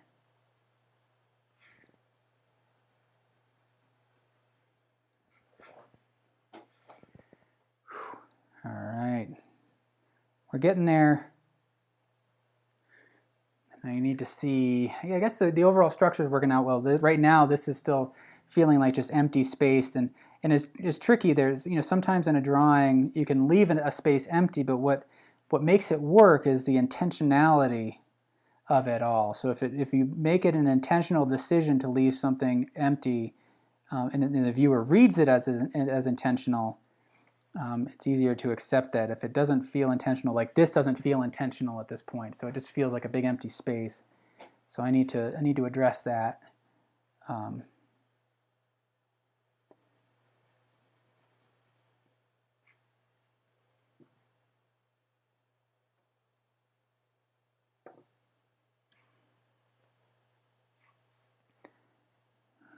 think I need to apply a little bit of that eraser technique that we used on that wall to kind of unify this a little bit.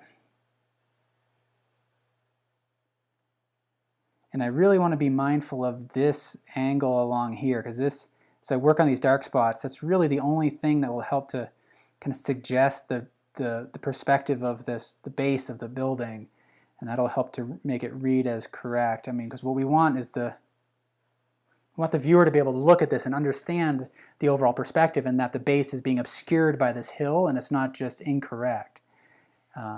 If this line here was the actual base of the building, something would look off. It would feel incorrect. So I need it to feel like as though it's correct and just simply obscured by that grass.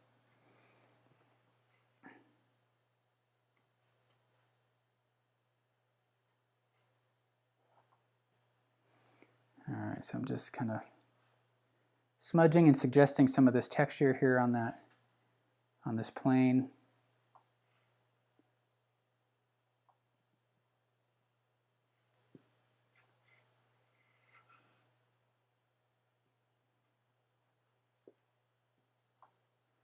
And then we're almost done. This has been a fun one. If you are new, we meet every Wednesday, 3 p.m. Eastern. And we tackle a new subject every time. So next week we're going to be drawing clouds, which is going to be wicked fun. That's going to be on some toned paper using charcoal.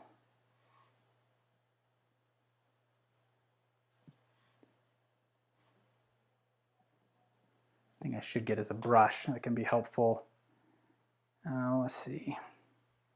Now what's missing right now, so if I look at this area in here, the contrast, it's pretty narrow.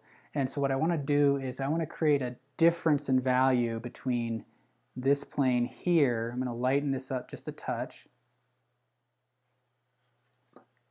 And I'm going to drop the value here a bit. I'm going to really lay in on that graphite, make it as dark as I can. With this Onyx pencil, it's pretty dark of graphite, but it's not nearly as dark as charcoal can get. So I'm going to do what I can, but you just know that there's a kind of a limitation. I love how rich this color is, though. There's a tone to it that I really enjoy. So I recommend kind of experimenting with different materials, see what works. I don't know if anybody else uses these, but I love them. I'm sold. I've been using ebony pencils for a while. I really like them as well. But this seems to be really working for me. And the thing to kind of pay attention to is kind of the sheen to it and how that works. All right, so I increased the contrast there, so darkening it here. I've got this light edge, and hopefully that helps to pop that forward a little bit. I think I do need to go back into here and darken in some of these spots here.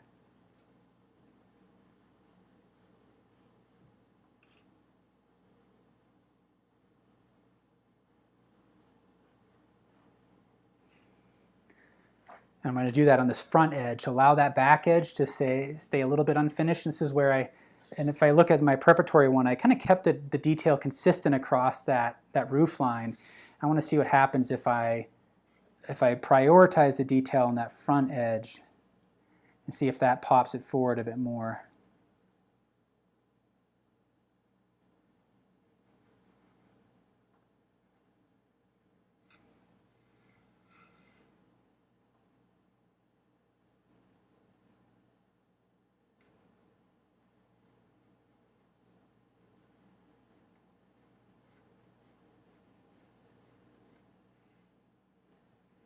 There's a dark, kind of gets darker in value along in here.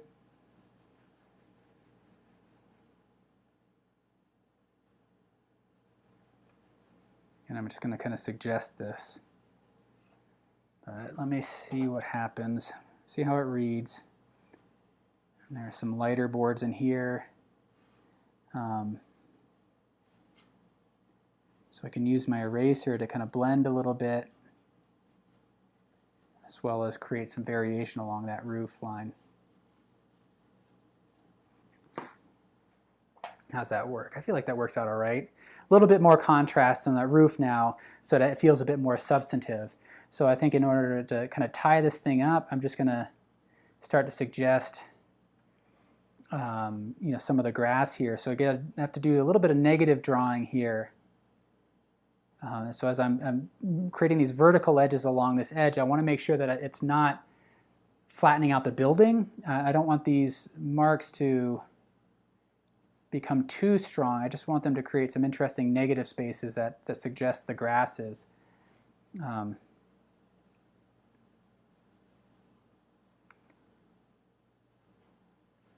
I can also use the eraser to kind of pull back into some of these areas.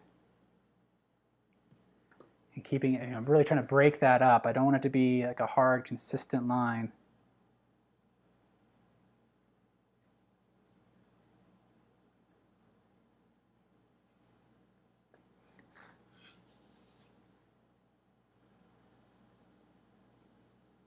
Same with here. So as I work on that sky behind there, thinking about that negative space.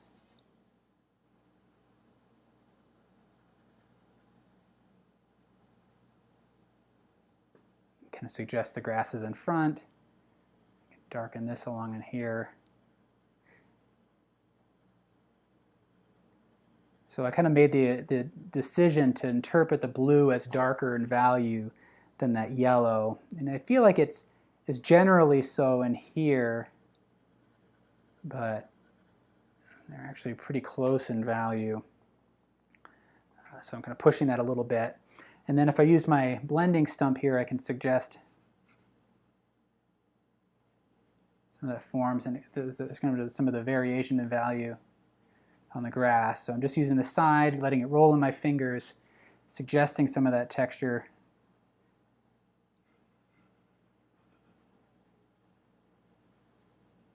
I don't think I'm going to put those bushes in, unless you guys think I should. Does anybody think I should put those bushes in? Oh, somebody, One Bubble Tea is asking about the grasses. I just saw that, but yes, I'm going to drop them in a little bit, I think, to kind of suggest that. And I think I will need to add something here for scale.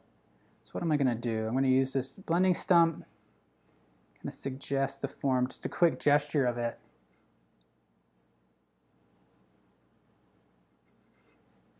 I might have to sharpen it up just a touch. That's what I did in the the preparatory one, and I think I kept it too unfinished.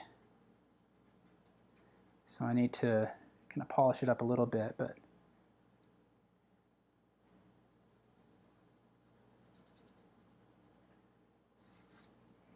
I can also use the eraser to clean off the fuzzies.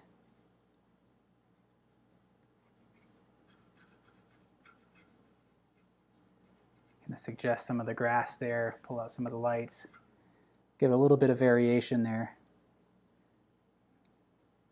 And then what I can do is kind of suggest some of this form a little bit. So I'm just going to use this overhand grip, allow the pencil to kind of roll on my fingers because I want these kind of organic gestural marks.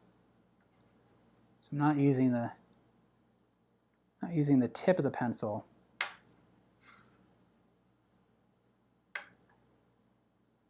And hopefully, by doing that, it'll hopefully make it feel more kind of more naturalistic.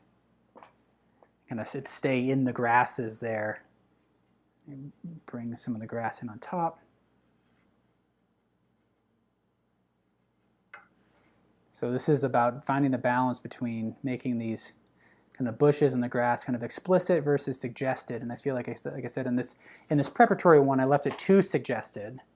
It's really not defining the space very well at all. They just feel like smudges.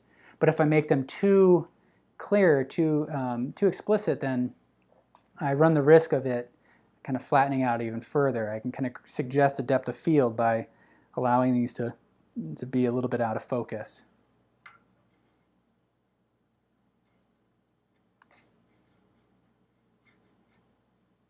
So add just some of these fine lines using the side of the pencil to suggest the grass.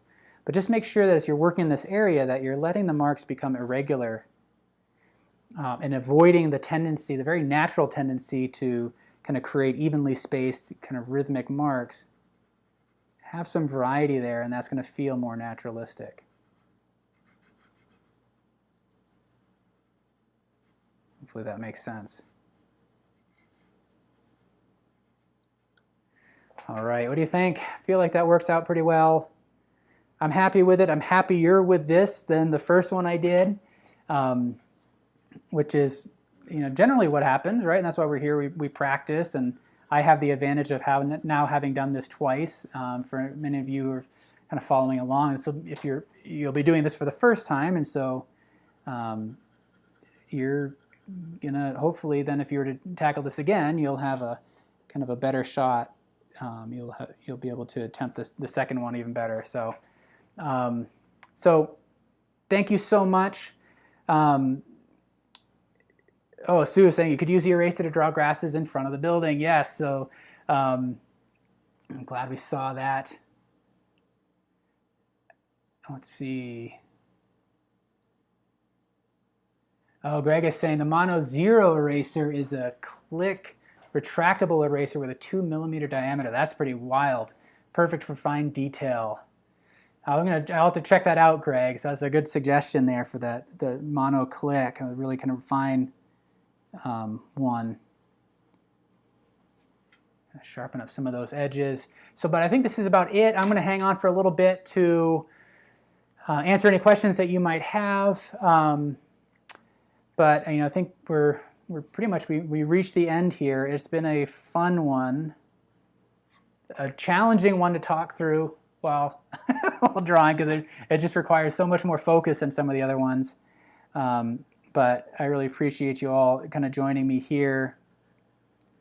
I'm just kind of putzing around right now, so I'm not sure as if I'm adding a whole lot, just kind of adding some value. All right, well, so thank you. And if be sure to share your own drawings on Artist Network. You're going to find the link in the description below to the page on which you can share your drawings. Like I said, the last one with the kitten, I saw some really solid drawings there. That was a challenging one, but you all did a fantastic job, so thank you for sharing that. Some of you have been going back and sharing some of the very early ones as well, and that's been cool to see. So you don't have to follow in order. There's no kind of deadline or anything like that. You just do them whenever you would like. Have fun with it. You don't have to do them in any particular order either. So find a subject that you find interesting and in a particular challenge you in a particular way. You know, again, that's what we're doing here with this, is choosing subjects to help us develop skills in a particular place and to create the experience that we're going for. So,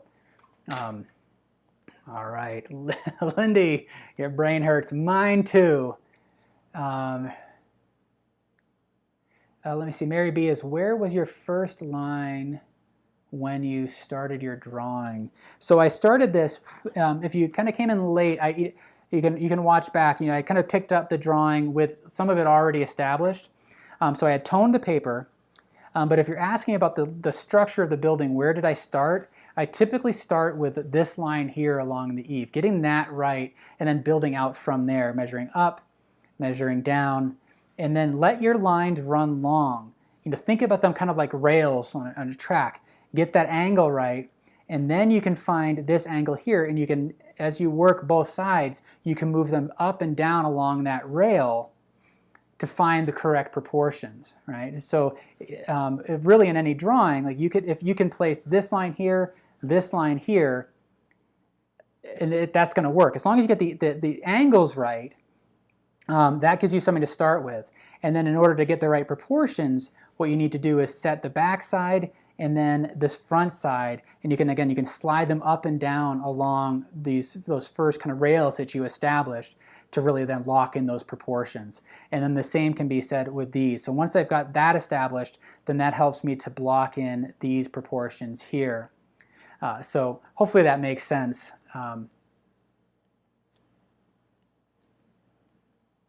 All right, Alice, I'm glad you took a photo there. I look forward to seeing that. So if you want to share that drawing, that'd be fantastic. Greg is asking, do you think a darker tone to the sky would add more atmosphere? I definitely think so. I feel like this is, you know, I guess the exposure is all right, but I do feel like this is a bit lighter than I would like it to be. So I could continue to drop this down in value, or kind of create a vignette, right? I can kind of darken the corners a bit more. And play around with that. I do think darkening the value there in that background would add to the atmosphere, the overall drawing, drama, the mood to the scene. So I think you have the ability to kind of go down in value a bit. All right. Perfect. Thank you so much. I'm really looking forward to the next one. Actually started it already. This is what we're doing next week. It's this drawing of the clouds. So this was taken a few years back at my old house. So I'm going to keep working on this one a little bit, but I'm really looking forward to doing that next week, you know, thinking through some of those ideas. So join me then. I can't wait to see your drawings. Again, thank you so much for joining me. Have a great weekend. Take it easy today. This is hopefully you're taking some time to yourself and just kind of meditating through this experience. It was a lot of fun for me. So, all right, have a great week.